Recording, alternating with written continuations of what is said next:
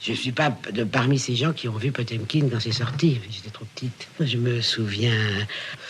C'est le plan de la viande, certainement, avec les verres.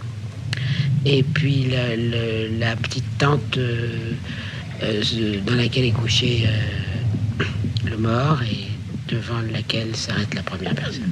Et quand les autres marins mettaient en joue sur le pont du cuirassé.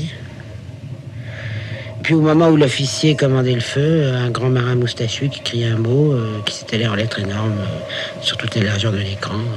Frère.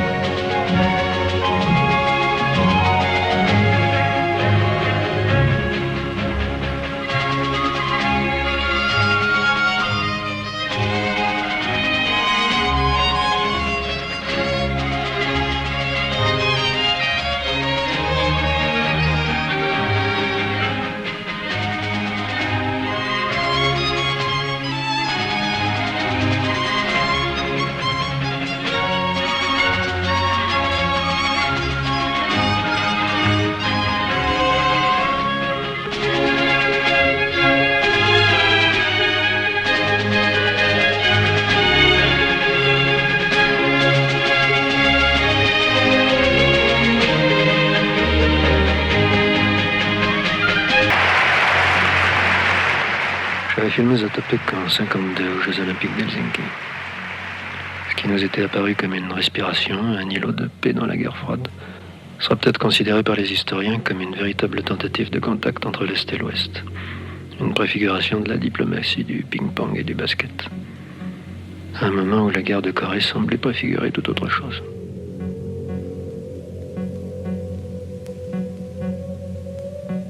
Il y avait à Helsinki une équipe de Corée du Sud. Et le cuisinier de cette équipe était l'homme qui, en 1936 à Berlin, avait gagné le marathon devant les caméras de Leni Riefenstahl. Seulement à l'époque, il était japonais. On ne sait jamais ce qu'on filme.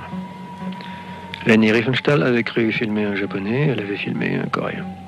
Moi, en suivant le champion de jumping de l'équipe chilienne, j'avais cru filmer un cavalier, j'avais filmé un putschiste, le lieutenant Mendoza, devenu plus tard le général Mendoza, un des 4 de la junte de Pinochet.